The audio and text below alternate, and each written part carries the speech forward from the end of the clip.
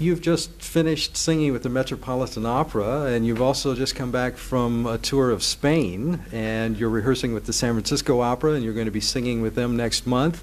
Is this a normal schedule for you? It is pretty normal. I've been trying to limit it somewhat because just wanting to be home, but home at the moment is on two coasts, so I kind of have scheduled it with that in mind. Spain I just had booked years ago and couldn't find any other time to do it, so I did that. But in fact, I had a home on the East Coast this winter, and so I was a long time at the Met, so that worked out fine. You know, we had a great time. We had a lot of fun doing Barber there as well. So. And speaking of the Barber, we opened this program with your recording of the Rossini's great aria from the Barber of Seville. This is a role that you've sung many times before. How do you go about preparing that role? One of the things I've had the most fun doing in the last number of years was a couple of months ago. Marilyn Horne was in New York, and we had just worked together, so I knew she was home. And I said, Jackie, could I come and coach the Barber with you? Because I haven't had the opportunity to coach it in a long time. I've been singing it so much that I haven't gone through that process of taking it apart again and trying to put it back together and make it fresh and get some new ideas. And so I went to her house. She was sick as a dog, but sweet enough to keep her date. And I was 3 hours with her, and we had a ball. She was not only helpful, but such fun, and had so many new ideas. And so that was one thing I did to prepare for it. And I went out the door with the feeling, I can't wait to try this, and I can't wait to try that. And I had some pretty stiff competition at the Met with Tom Hampson and Sam too. And so I said, I need a few helpful hints here, Eloise helpful hints, you know. And she was just great, you know. So it's lots of fun. And this production that Lotfie's brought here for this festival is so adorable. It's all based on Magritte paintings, and it is the chicest production I've ever seen of Barber. It's very intimate and small and very funny because John Copley's added all sorts of adorable things, and it's just dear. It is a little bit crazy, and it's one of the prettiest Barbers. For some reason, sometimes the Barber of Seville is not always pretty, and it gets, you get all those million-year-old gags, and or they're in sets that are way too big for the piece. It's such a small little piece. So it's a real joy, and Lotfie's assembled a cast that they're just wonderful, all these new young people, so it's lots of fun for me. I feel like mama. Well, I guess those new stagings and the new productions, the different casts, give it that new lease too for you. They do, and everything is different. People say, how can you have done Cherubino? But with each new cast, it's a new experience. So this is the same, Barber's the same.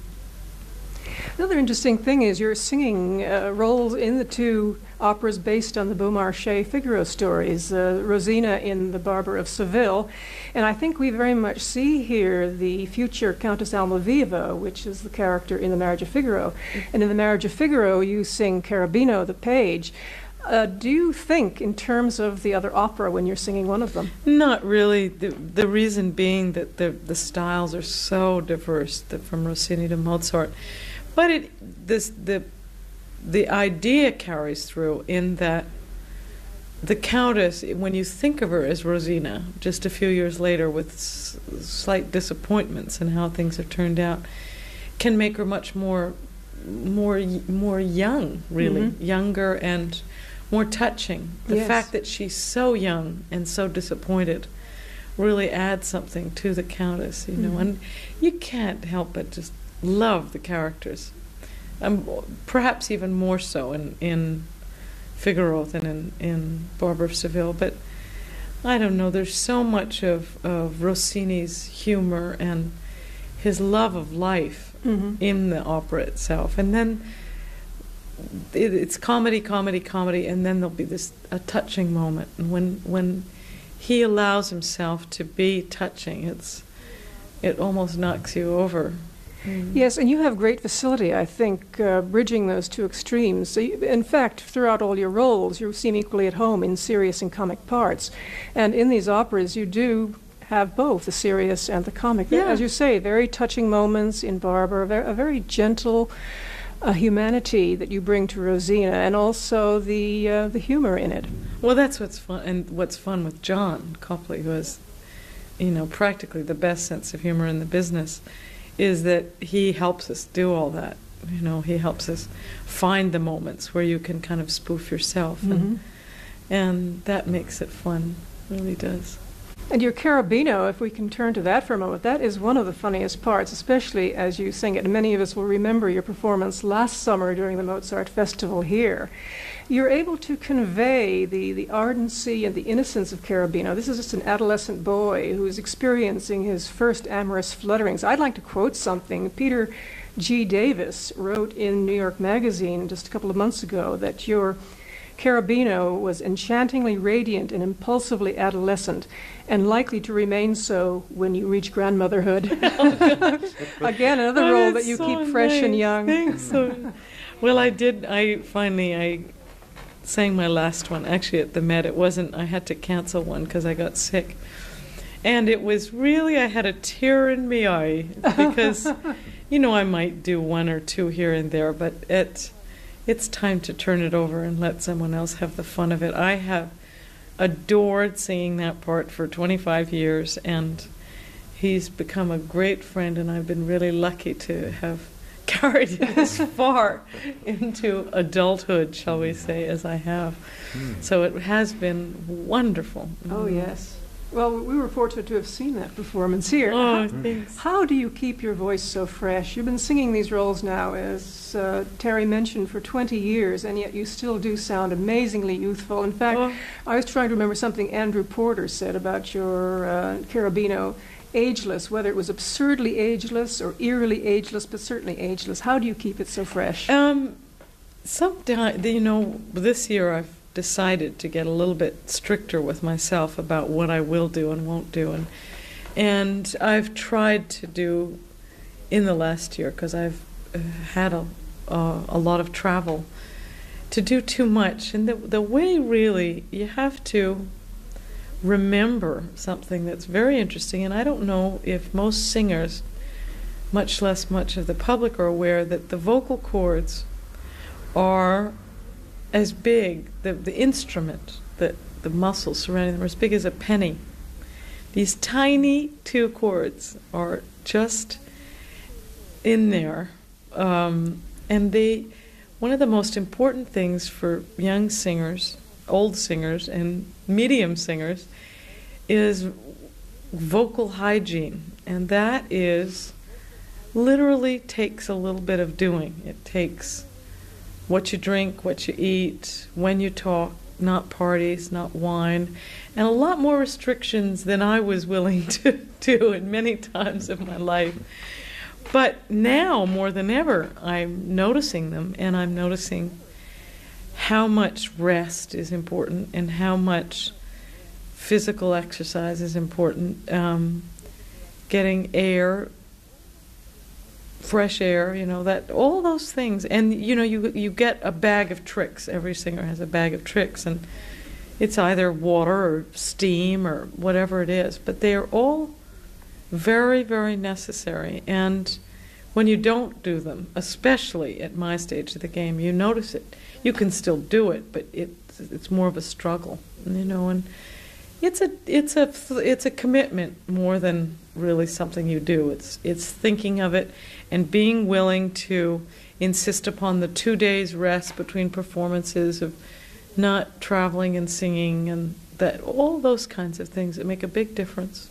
We're going to hear now the recording that you made of the two arias from Cherubino's arias from The Marriage of Figaro. I wonder if you'd say just a word or two about them. I've heard you sing these arias at least 3 times, a recording on stage, on television, and every time I've heard it, you've sung them slightly differently.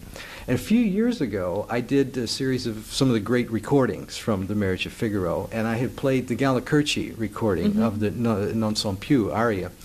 And my Lord, she sang it so fast, it was over before I almost had time to cue up the next record. Yeah. And then I heard you sing it here in San Francisco, and it was so wonderfully, languidly slow, especially the end, just the moments at the end, that the contrast was just incredible. They were 2 different characters.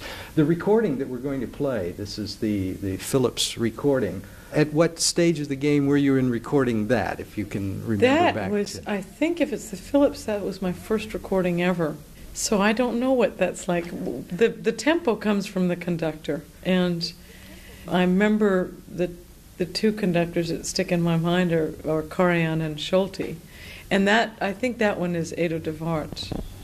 Yes, it is. Edo, and right. I can't remember how he does it. Schulte likes Non so più, which is the first aria that Cherubino sings in the opera, and he just says, I don't know what I'm doing. One minute I'm hot, I'm cold, I'm singing to the flowers. And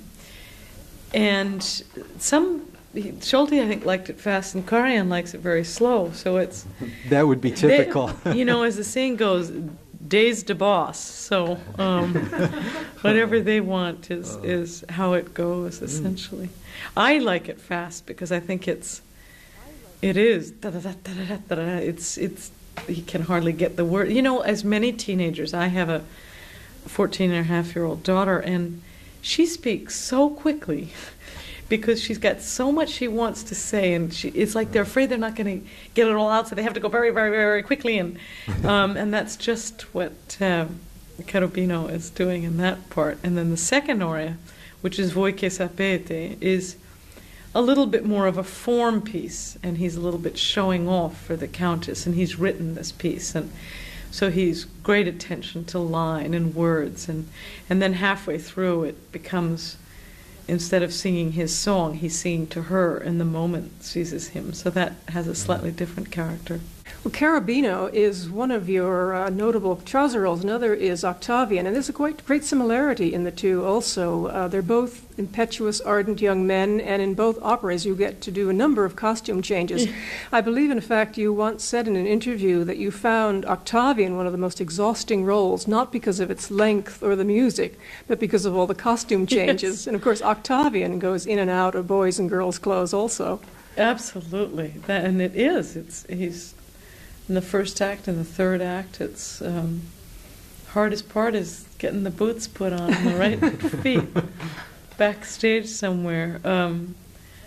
Octavian is... I haven't done Octavian in years. I felt I did it in the beginning in the smaller opera houses, and then I felt I should leave it aside for a while. I needed a very sympathetic conductor, and I wasn't always sure I could control that situation. And when Octavian sings, it's a very big orchestra, and you really need someone that understands how lyric, at least that understands my voice and how lyric it is. But I absolutely love doing Octavian. I think he's maybe slightly older than Cherubino, and he's an actor. He's at that stage when, young men are desperately handsome, and they're kind of watching themselves, even when they speak, even though they can't see themselves. They're fitting on expressions and fitting on gestures. And when he is smitten by Sophie, it's all his scenario goes out the window. He's just he's so undone by her that he's everything formal about his education and how he presents himself is just useless at that point. And it's such fun because of it. The trio of the Marshall, Sophie, and Octavian, they're basically all very, very nice. Sophie is a delicious example of young girlhood with all its innocence, but also with all its genuineness. and the Marschallin is the best of her womanhood and her understanding and her sadness, and Octavian is the best of young manhood. So it's wonderful to live with them. And Ox really is kind of the best of the country gentleman who brings cow manure into this very Yes. formal Viennese setting. You know, he brings with him also the fresh air from the country, and it's I just adore it. I love doing it. I find I look forward to each section of it, you know. Well, they must be great fun, the trouser rolls. We've also done Hansel, of course, in the Humperdinck Opera. You've sung Sesto in Mozart's La Clemenza di Tito. I think early in your career you did Nikolaus also in Tales of Hoffmann, did it didn't a you? lot. Yeah. Do you have any preference between the dress parts and the trouser rolls, or do you like them equally? I like them equally. I've done so many of the trouser rolls that, you know, I've become at home with them. But having done so many, I'm equally thrilled to be able to dress up and wear crinolines and pretty dresses Yes. and have nice wigs and fake eyelashes. And it's everybody, you know, the thing of opera is that it's every little girl's dream of dressing up as all these people. And because of the lyricism of my voice, they've always been pretty costumes, and, you know, haven't played too many mothers and witches and that type of thing yet. Well, there are a number of things you've avoided, in fact, certain roles, but also you've stayed away from the heavier mezzo repertoire. For example, some of the Verdi roles and the Wagner. You've stayed with the lyrical roles, and of course you have a lyrical mezzo voice, so I think you've been very wise here. I couldn't.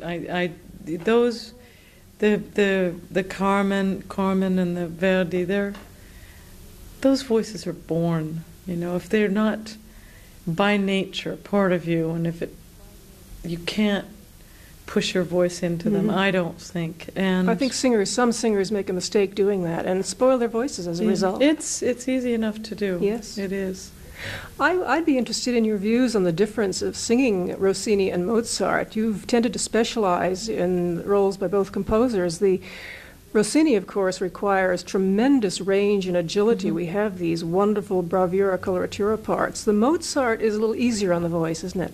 It is and it isn't. The thing about Mozart that's so hard is that the way everything is orchestrated, the vocal line is exposed microscopically.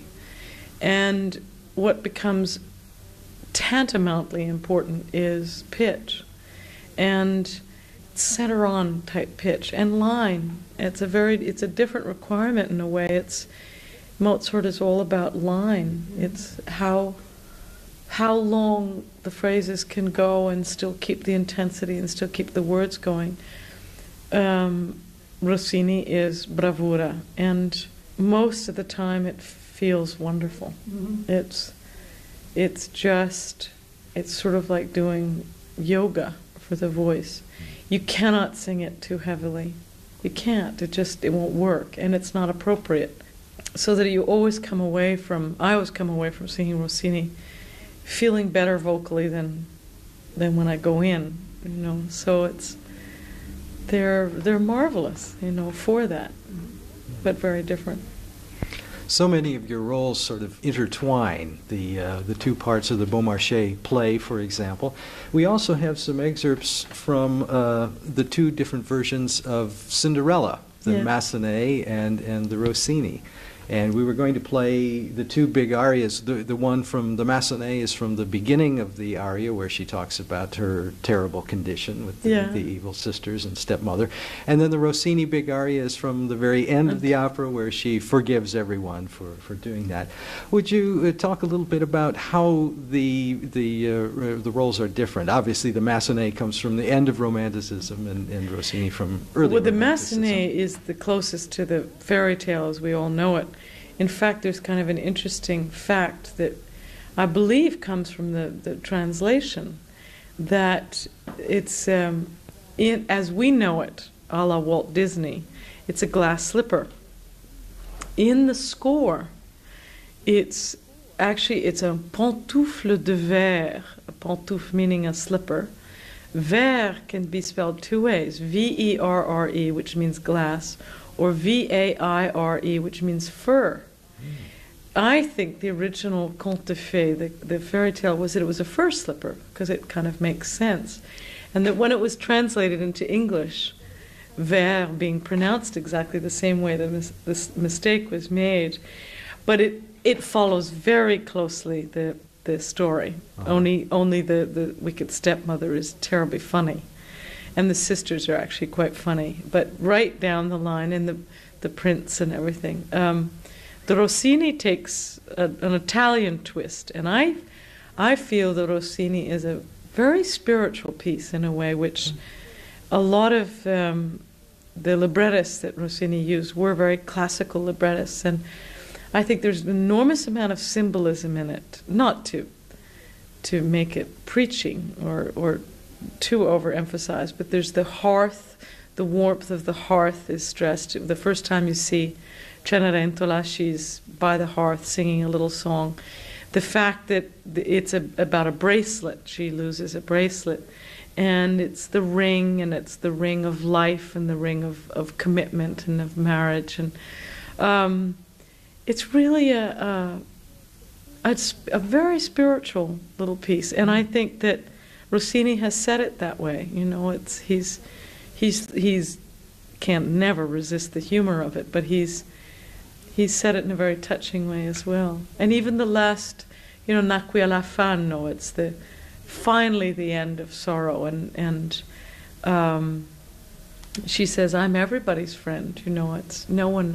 I'm not going to be cross with anybody. My gesture as princess is to forgive, and they're just stylistically eons apart, but great fun to do. There's a little more character development, I think, in the Massenet, Cendrillon, isn't there? Whereas Rossini emphasizes the farcical situations brought about by the disguises and mistaken identities. Yeah, exactly. Well, but Massenet has a lot of humor in it. I mean, the thing about the Massenet is that it takes enormous production, because he was a man devoted to entertaining his public.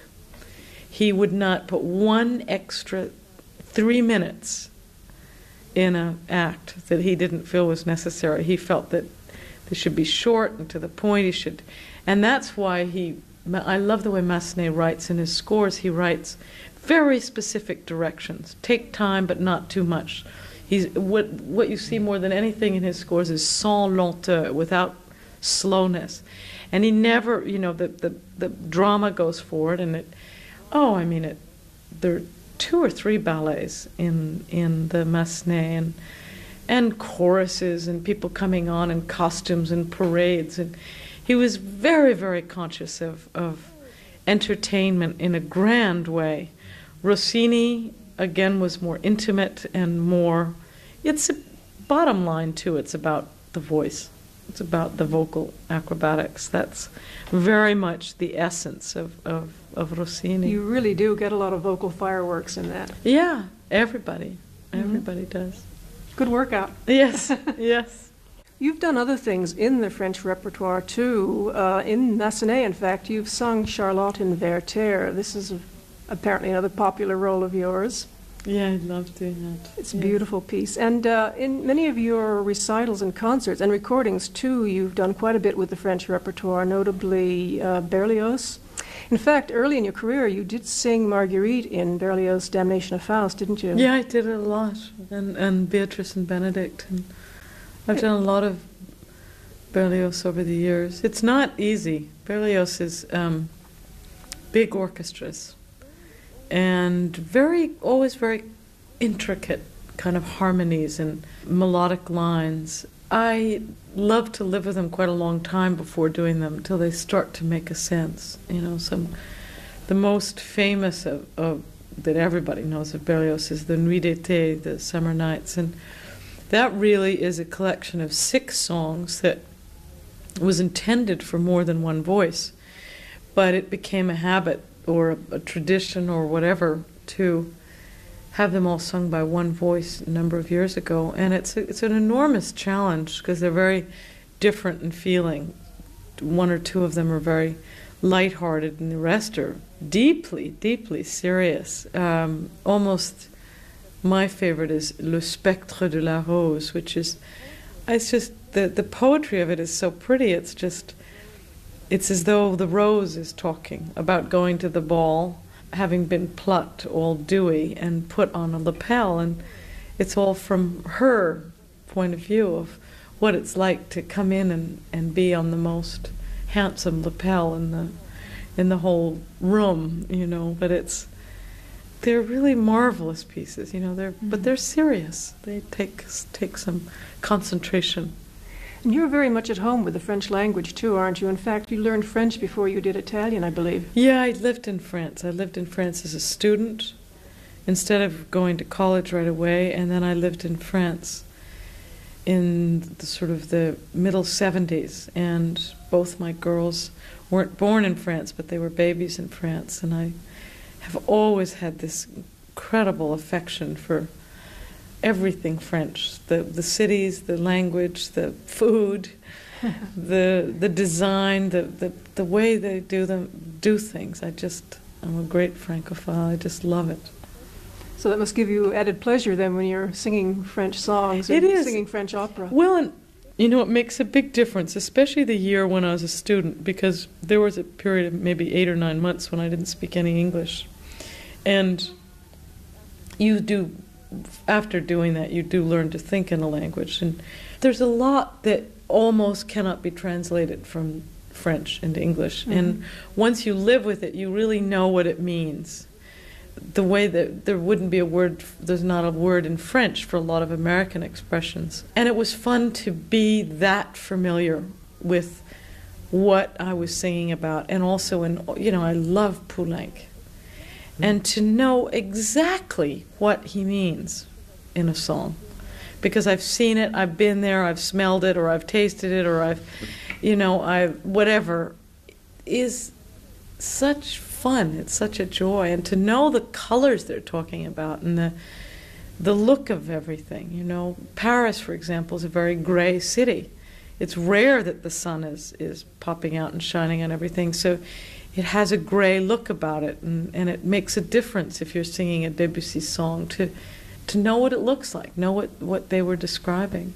And so much of French music as well is about the sound of the language. A lot of Debussy is really, if someone asks you to say, well, what happens in this song, or what is it about? Sometimes it can be about the combination of vowels and consonants that are enabling you to propel the word along to sing it. It's many times there are great poets involved, but sometimes it's just for the joy of the language. And the French love their language, and they love to speak it. They love to hear themselves speak, so that's part of it. What do you have coming up in the future? Are there roles that you haven't sung yet that you really would like to get your teeth into? I'm going to do some Handel operas that I haven't done in a while. I've never done a complete Handel opera. I'm going back to Octavian now and Sesto. And there is a big project here in San Francisco of they're doing an opera based on Dangerous Liaison that Maestro Sousa is going to write. Mm-hmm. And that'll be just thrilling. It's a wonderful story. And I'm not really, there's nowhere other than, I've done the Cherubin, the Massenet Cherubin, and I would explore some other Massenet. But there's not, I can't move up to another rung, so to speak. I just have to stick with my old favorites, and love to do more Handel, because I think it's very good for the voice and keeping it light and keeping it flexible. You've also done German Lieder in your recitals. Are you planning to do more of that? I know you've sung Schumann and Mahler. In fact, you even essayed the soprano final movement in Mahler's Fourth Symphony. Yeah, I've done that a lot. I love that piece. I do love it. I'm not as comfortable in German. That's why I've never sung Wolf, because I don't have that same feeling that I do in French. I don't know actually what they're talking about in the German idiom. So I've learned it, and I've studied it and prepared it, but I haven't kind of lived it. So that's why I've treated it gingerly. Of course, that's important to you in opera as well, is the acting too. It's not just singing notes. The interpretation is very important. So that does make sense. You really need to know what you're singing. Oh, yeah. Oh, yeah. We all do. Speaking of which, you had some good innings there as an actress. Before you became a singer, I understand you performed in summer stock and did bit parts. Oh, yeah. You were, for example, at the Long Wharf Theatre in New Haven, among other places. Yeah, I did a lot of little bits and pieces of things, which were all marvelous training, because opera singers have the most unusual schedule of anybody, in that they often only perform 2 or 3 times a week. When you perform every night of the week for several runs, you learn to perform under every condition, in every condition, under every circumstance. And it gives you a real understanding that what an important part willpower can play in doing something, in putting on a show. So for that, it was invaluable. It really was. Plus it was, there's, for performing, you just got to do it. There's almost no preparation other than getting out there. I have a question which gets us away from the music, but how do you spend your rare spare time? In other words, you mentioned earlier the need to keep fit, both vocally and physically, and how do you unwind? How do you recharge? Unwinding is no problem, because I adore my home life, and so, the minute really I set foot outside the opera house, it's gone. Got one foot already home, wherever home is. And I love doing things with my kids. Is number one priority, almost really above opera. 2 daughters, right? 2 daughters, and now a 3rd stepdaughter, and 2 stepsons, and even I'm a step granny, which is so your the family best treat your family in the is world. certainly enlarged. And, and we've done so much we have a boat, and so we do a lot more boating. I'd never done that. I'd never water skied, and with more timid kids, you have to go ahead and do it yourself so that you encourage them. And I've loved skiing lately. I just love it. We took all the girls up to Kirkwood not a couple of weeks ago, and so I think mainly just being at home, whatever that is, digging in the garden or cooking, or really it is the hardest part of this career that we're in, we opera singers, is being away. Yes, being a singer in the jet age is really stressful. It is. It's just being away. I will never get used to it. I've done it for 25 years, and I've curtailed it every way I know how, and still, by nature, you got to be away certain times. And so what I end up doing is getting on red eyes, going in every possible direction to get home for a play or something like that. Well, we certainly want to thank you for taking time out from your busy rehearsal schedule. Thank you very much for doing this. Could I ask you one last question? Sure. How did you come by the nickname Flicka?